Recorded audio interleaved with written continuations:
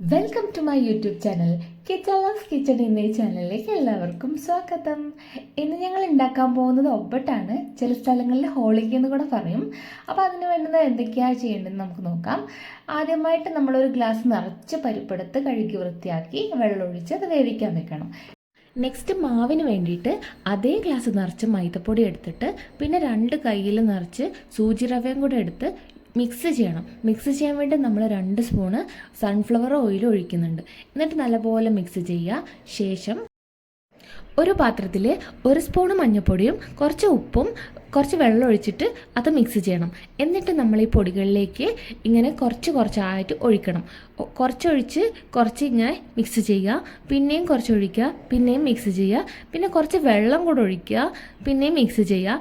നല്ലപോലെ മിക്സ് ചെയ്യുന്നതാണ് ഇതിൻ്റെ അകത്തുള്ളൊരു മെയിനായിട്ടുള്ളൊരു കാര്യം. എന്നിട്ട് നമുക്കത് റെസ്റ്റ് ചെയ്യാൻ വെക്കാം. അപ്പോഴത്തേക്ക് നമ്മളുടെ പരിപ്പ് വെന്ത് റെഡി ആയിട്ടുണ്ടാവും. അപ്പോൾ അതിനകത്തുള്ള കാര്യങ്ങൾ നോക്കാം. അതിനായിട്ട് വേണ്ടുന്നത് ആദ്യം ശർക്കരയാണ്. ഇവിടെ ഉണ്ട സൈസിലുള്ള ശർക്കര കിട്ടുക. അത് ഈ കല്ല് വെച്ചിട്ട് കുത്തി പൊട്ടിച്ചിട്ട് വേണം അത് ഉപയോഗിക്കാൻ വേണ്ടിയിട്ട്. അപ്പോൾ അത് ചെയ്യുന്നത് നമ്മളുടെ ഇവിടുത്തെ വേദിയക്കുട്ടിയാണ്. വേദിയക്കുട്ടിക്ക് ഭയങ്കര ഇഷ്ടമാണ് ഇത് ചെയ്യാൻ വേണ്ടിയിട്ട്. കാരണം 3/4 ഭാഗവും അവൾ തന്നെയാണ് തിന്ന് തീർക്കാറ്. അപ്പോൾ ഇത്രയും പണിയെടുത്ത വേദിയക്കുട്ടിക്ക് വേണ്ടിയിട്ട് അവളുടെ പപ്പ വാട്ടർമെലിൻ്റെ ജ്യൂസുമായിട്ട് വരുന്നുണ്ട്. എന്നിട്ട് അത് കുടിച്ചതിന് ശേഷം അവൾ ബാക്കി കൂടെ പണി തീർത്തിട്ടുണ്ട് കേട്ടോ. എന്നിട്ട് നമ്മളുടെ വെന്ത പരിപ്പിനകത്തുള്ള വെള്ളം വേറെ പരിപ്പ് വേറെ സെപ്പറേറ്റ് ചെയ്യാൻ വേണ്ടിയിട്ട് ഈ അരിപ്പയിലേക്ക് ഒഴിക്കുന്നുണ്ട്.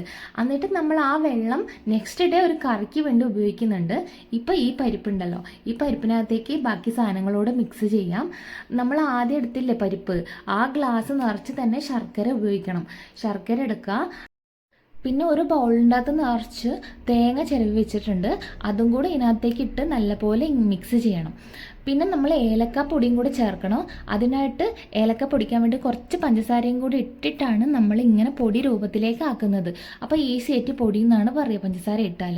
അപ്പോൾ ആ പൊടിയും കൂടെ നമ്മൾ ഈ പരിപ്പിനകത്തേക്ക് ഇട്ടിട്ട് വീണ്ടും നല്ലപോലെ ഇളക്കുന്നുണ്ട്.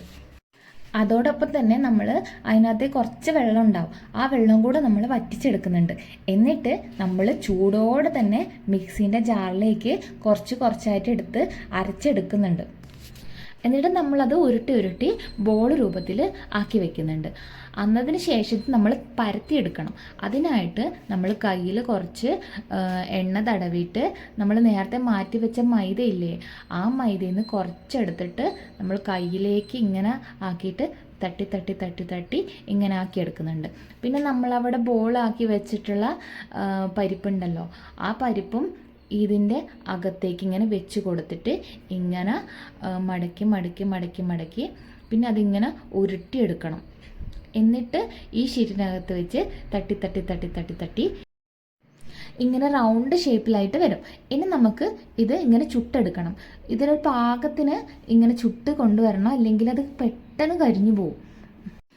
അങ്ങനെ നമ്മളുടെ ഒബ്ബട്ട് ഇവിടെ റെഡി ആയിട്ടുണ്ട്. ഇതുണ്ടാക്കിയത് മുഴുവൻ അമ്മയാണ്. ഇനി നമുക്കത് ടേസ്റ്റ് ചെയ്ത് നോക്കാം. ഭയങ്കര ടേസ്റ്റാണ്, നല്ല മധുരമാണ്, ഭയങ്കര സോഫ്റ്റാണ്. എല്ലാവരും ഇത് ട്രൈ ചെയ്ത് നോക്കണം. അപ്പോൾ ബൈ.